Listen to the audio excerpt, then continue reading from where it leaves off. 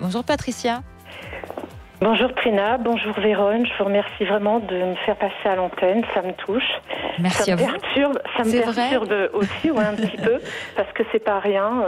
Et puis en tout cas, chapeau pour cette présentation, pour ma présentation. Ah, bon, merci. Parce que, et puis en même temps, vous savez mener un petit suspense.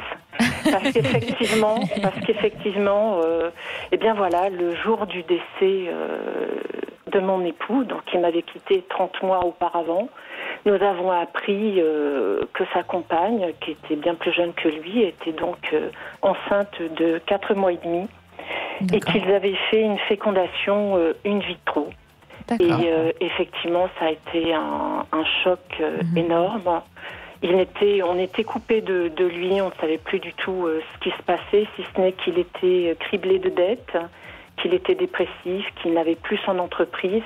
Et donc là, et puis c'est effectivement l'époque, on parle beaucoup de la PMA, moi je m'interpelle vraiment sur le cadre, comment sont encadrés les gens lorsqu'ils font une fécondation in vitro, comment n'ont-ils pas vu dans quel état il était. Et aujourd'hui, il y a donc un enfant qui est né orphelin. Donc 4 mois et demi après, et je trouve ça très triste. Et ce que je voudrais vraiment dire, parce que j'ai mené un long combat depuis 2013 pour arriver donc à régler toute sa succession, puisqu'il m'est revenu comme un boomerang du fait que je n'avais pas divorcé.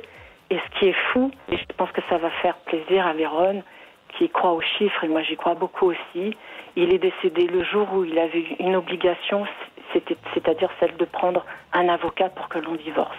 Donc pour moi, c'est des signes, c'est pas rien.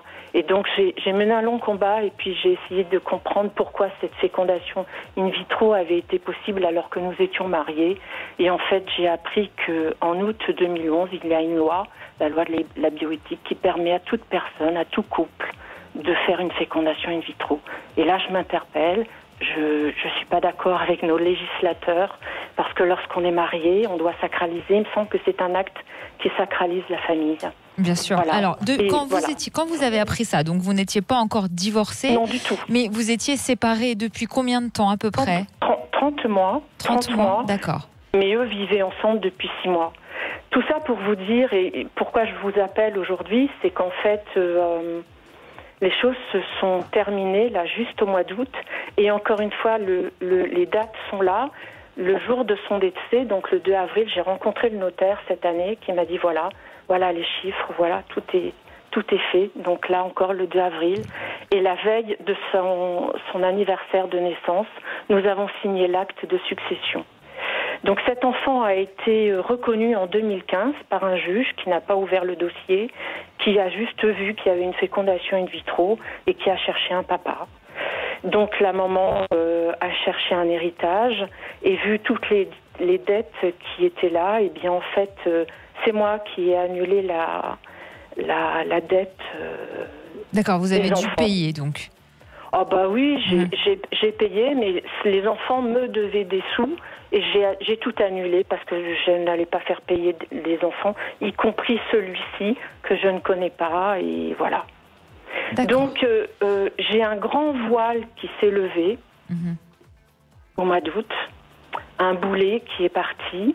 Je parle pas de mon mari, mon ex-mari en disant ça, mais c'était vraiment quelque chose qui m'a plombée pendant 9 ans. Et j'ai l'impression que la roue tourne et ça fait du bien, mais en même temps j'ai peur de faire des bêtises et j'ai peur de repartir dans quelque chose de compliqué. D'accord. Donc ma question aujourd'hui est, voilà, je suis en pourparlers pour acheter un tout petit appartement et je voudrais savoir si je fais bien en fait. Parce que j'ai tellement été malmenée que j'ai besoin de me pincer, de m'entendre dire oui, vas-y, c'est bien, c'est réfléchi. Enfin voilà, je ne sais pas si j'ai peur de me plomber à nouveau. Mais là, ça serait moi qui déciderais de ma vie quand même. Alors qu'auparavant, j'ai subi une situation qui ne m'appartenait pas en fait. D'accord. Est-ce qu'on peut se permettre, alors vous, évidemment, ne vous gênez surtout pas pour me dire non, si c'est le cas, je comprendrai parfaitement. Est-ce qu'on peut se permettre de vous demander de quoi est mort votre ex-mari? C'est-à-dire, est-ce que c'était un accident ou une maladie Non. Alors, début mars, il a fait une crise cardiaque. D'accord. Et ils lui ont posé un stent. 3 semaines après, il est décédé d'une crise cardiaque massive. Mais c'est important que je vous le dise, c'est qu'en fait, il est décédé 4 jours après avoir vu la sage-femme. Et je pense que mon époux a fait un déni de grossesse. Il savait que les fécondations in vitro ne marchaient pas forcément à la première fois. Je savais aussi ce qu'il pensait de tout ça. Et voilà. D'accord. Alors, et pour moi, c'est une forme de suicide et... Ouais, on comprend votre point de vue. Vérone, oui, tout à fait. Vérone, qu'est-ce que vous ressentez de tout ça? Déjà, on voit bien votre passé qui est très difficile, Patricia. Mais la bonne nouvelle, c'est qu'il est complètement derrière vous. Donc, dès que je me positionne sur l'avenir, il apparaît vraiment comme une mère nettement plus calme au regard de comment elle a été agitée. Déjà, au niveau du présent, là, en ce moment, maintenant, je trouve que les énergies sont beaucoup plus positives autour de vous, dans votre vie. Il reste encore quelques dossiers pour moi à finaliser. J'ai encore, comme la fin de certaines petites choses à faire.